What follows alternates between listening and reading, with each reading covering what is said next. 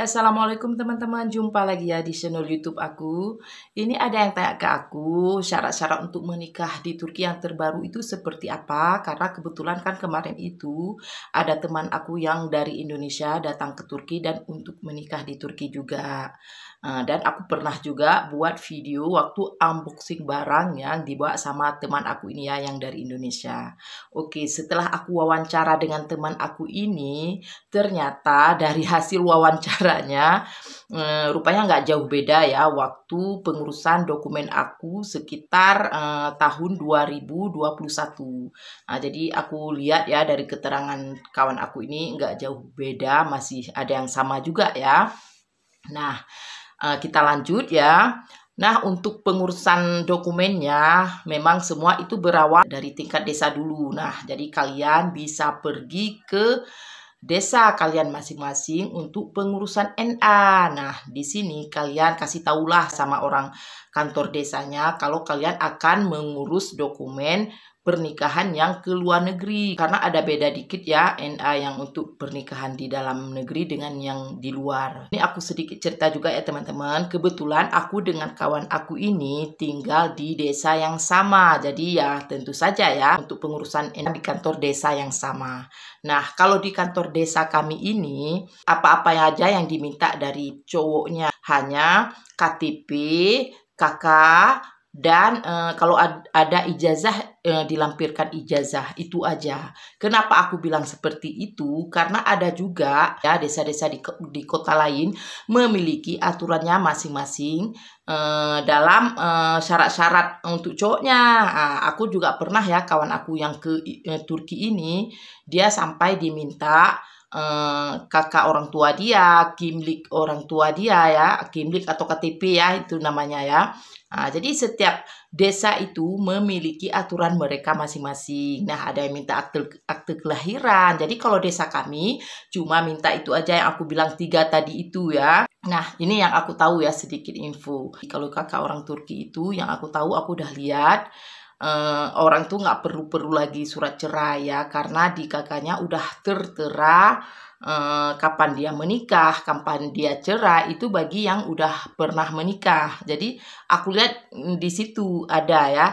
Kalau di kakak kita ada nggak ya? Aku udah lupa ya. Tapi kalau kakak orang Turki aku kemarin itu sempat lihat. Jadi ini menurut suami aku bilang di situ udah tertera. Jadi udah cukup dengan kakak orang itu aja, jadi nggak perlu lagi orang itu surat single kalau menurut aku, karena aku lihat udah tertera kalau memang mereka udah cerai, udah single berarti kan. Seperti itu. Nah, setelah di tingkat desanya ini udah selesai NA-nya, lalu NA-nya ini kalian bawa ke KUA. Nah, di KUA ini kalian tanya ini sama pasangan kalian, dia masuk ke wilayah mana, kota yang dia tinggal di Turki. Kalau memang dia masuk ke wilayah Istanbul, berarti alamat surat yang akan dikeluarkan oleh KUA itu berarti ke KJRI. Nah, kalau alamatnya misalnya kawasan Ankara, berarti surat keterangan yang dikeluarkan oleh KUA ini berarti ke KBRI Ankara. Nah, jadi kalian tanya juga ya sama pasangan kalian ini.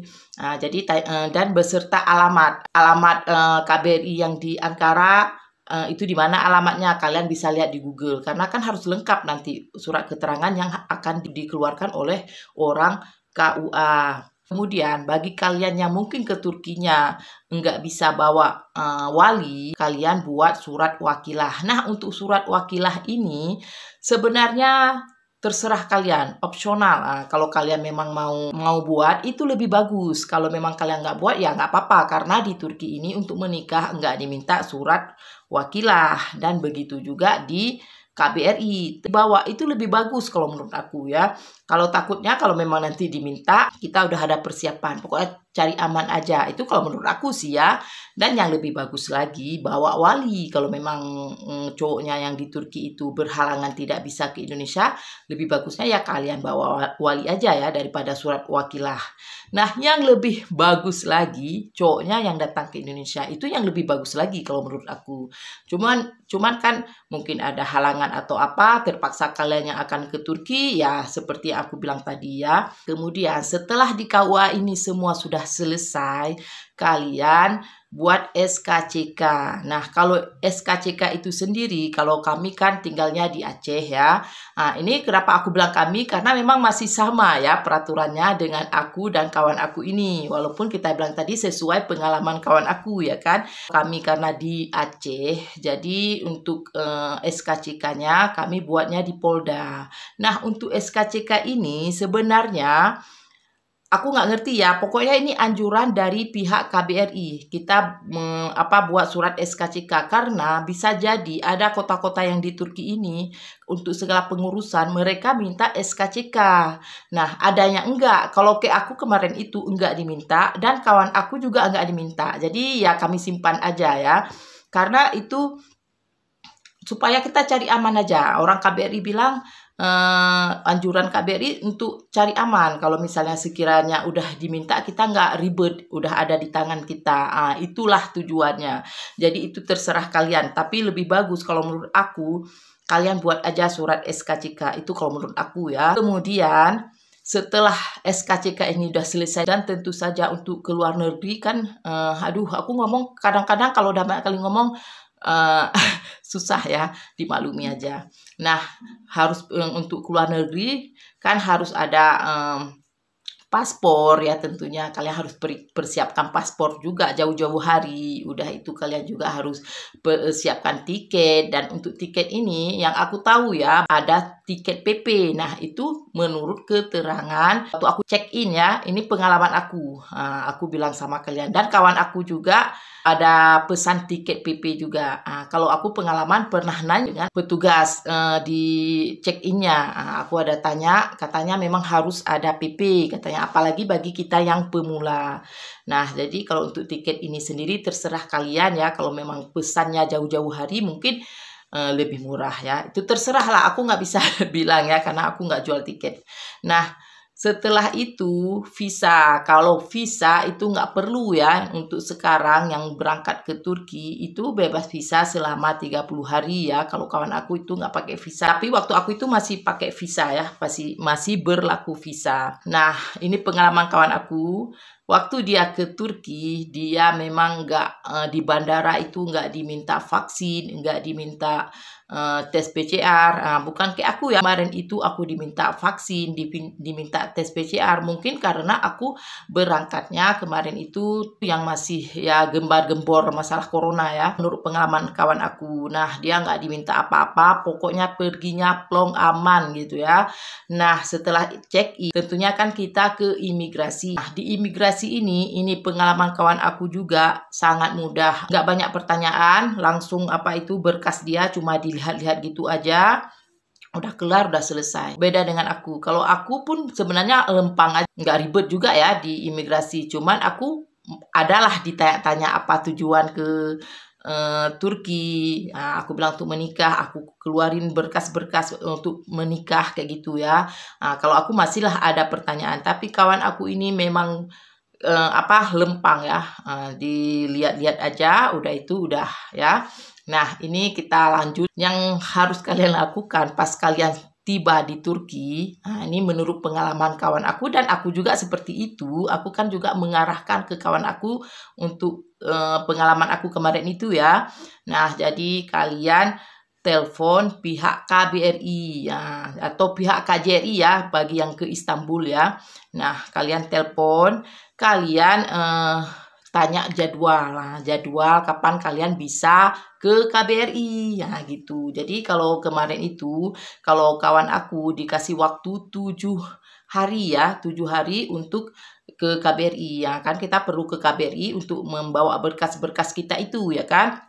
Nah, ini juga ya teman-teman, ada yang kawan aku, kayak contoh kawan aku ini juga sempat bingung ya, apakah udah ke KBRI kita lapor diri udah cukup gitu aja. Rupanya enggak, kita harus juga lapor diri secara online. Jadi ada dua ya teman-teman. Pertama kita telepon orang KBRI untuk minta jadwal kapan kita bisa ke KBRI. Yang kedua, yang satu lagi kita harus tetap lapor diri secara online. Itu aplikasinya ada di pokoknya aplikasinya bisa kalian klik di HP ya. Kalian bisa lihat di HP kalian masing-masing. Kalian buka ya aplikasi lapor diri online.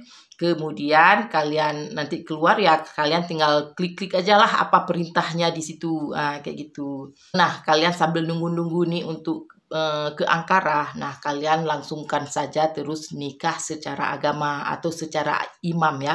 Itu kalau menurut aku sangat penting karena di Turki ini kalau nikah secara negara itu cuman nama kita dimasukkan untuk catatan ya, catatan bahwa kita udah nikah biar keluar buku nikahnya. Berarti kita udah ada dalam buku pernikahan lah, pokoknya udah ada data, udah ada data di Turki lah kayak gitu ya. Susah juga ngomongnya.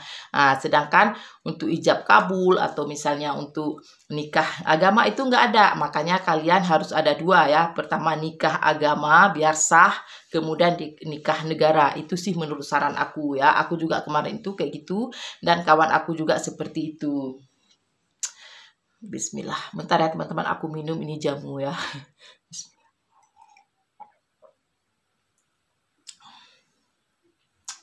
Oke lanjut. Nah setelah nikah, ini pengalaman kawan aku. Kemudian setelah 7 hari dia ini datang ke KBRI ya kan. Nah jadi apa-apa aja nih yang diminta di KBRI. Nah untuk yang di KBRI ini syarat-syaratnya yang kalian bawa ya NA tadi ya yang dibuat yang dari desa. Udah itu surat keterangan yang dari KUA. Nah kalau ada surat wakilah bawa surat wakilah juga. Udah itu KTP kalian, KK, udah itu akte kelahiran, udah itu paspor, udah itu pas foto. Kalau untuk pas foto aku kalau aku kemarin tuh kasih yang 3x4. Nah kalau kawan aku kayaknya 3x4 juga dikasih ya. Udah itu surat cerai bagi yang memang apa tuh misal cerai ya, bagi yang pernah menikah itu bawa surat cerai juga. Itu ya teman-teman. Nah untuk apa ya, ini kalau aku pengalaman aku ya, juga pengalaman kawan aku, dia sama seperti aku yang kasih tahu ke dia ya. Nah kalau aku bawa yang asli juga. Kalau kecuali kakak, kalau kakak aku nggak bawa yang asli karena itu kan keperluan untuk anak aku juga ya di Indonesia sana. Jadi aku nggak bawa yang asli, mungkin dia perlu kakak aku nanti ya kan. Nah jadi aku itu nggak bawa, kalau yang lain semua aku bawa yang asli. Nah kayak surat cerai, akte kelahiran aku bawa yang asli. Nah orang nanti kalian kasih aja semua. Ini kalau menurut pengalaman aku dan kawan aku juga ya. Jadi kasih aja semua ke pihak KBRI, nanti mereka akan seleksi kok. Jadi kalian jangan lupa bawa yang fotokopi juga, karena yang fotokopi mereka ambil yang fotokopi, sedangkan yang asli data-data kita itu mereka kembalikan lagi ke kita. Kalau misalnya yang asli kayak apa itu dikembalikan, mereka hanya mencocokkan aja. Oh asli ya gitu. Tapi kalau memang kalian memang males untuk bawa yang asli, yang fotokopi juga nggak masalah. Kalau aku lihat nggak masalah ya. Tapi aku dan kawan aku ini kayak orangnya kayak takut ada apa gitu. Jadi bawalah yang asli ya. Tapi terserah kalian, kalau memang bawa yang fotokopi juga boleh ya. Nah untuk cowoknya apa-apa aja kalau yang diminta di KBRI. Nah kalau pengalaman kawan aku ini ya, dia cuman cowoknya itu diminta KK dan udah itu KTP atau kimlik dia ya. Kemudian ini satu lagi surat slip gaji, slip gaji. Dan kalau memang nggak ada slip gaji, rekening koran pun nggak apa-apa. Itu aja kalau untuk cowoknya. Nah dan enggak diminta foto. Jadi cowoknya itu nggak diminta foto, tapi waktu aku kemarin itu suami aku diminta foto aku di KBRI, kalau dia enggak. Nah kemudian setelah selesai di sana semua di KBRI, udah selesai surat keterangannya, kemudian kalian bawa ke Memlu Turki ya. Ke Memlu Turkinya itu di Ankara juga ya, dekat. Dekat kalau menurut aku. Tapi kalaupun dekat, kalau untuk jalan kaki nggak sanggup, harus naik taksi juga kalian. Nah setelah selesai semua itu berarti udah selesai ya di situ, tinggal kalian bawa surat yang dikeluarkan oleh keterangan dari KBRI yang disahkan oleh Kemlu Turki itu, kalian bawa ke kota di mana kalian menikah. Ini biar nggak kepanjangan kali videonya, nanti aku akan kasih tahu syarat-syarat apa aja yang kalian bawa di KUA yang di Turki ini. Oke teman-teman, sekian dulu videonya. Oh ya teman-teman, kalau memang ada misalnya aku ngomongnya agak belit-belit, tolong dimaklumi ya. Kadang-kadang aku lupa ya kalau ngomong, mungkin ulang-ulang, itu aja yang aku ngomong ya. Kayak gitu. Dan kalau emang aku pengucapan aku ada yang salah, ya aku minta maaf ya teman-teman. Oke teman-teman, sekian dulu ya videonya. Assalamualaikum.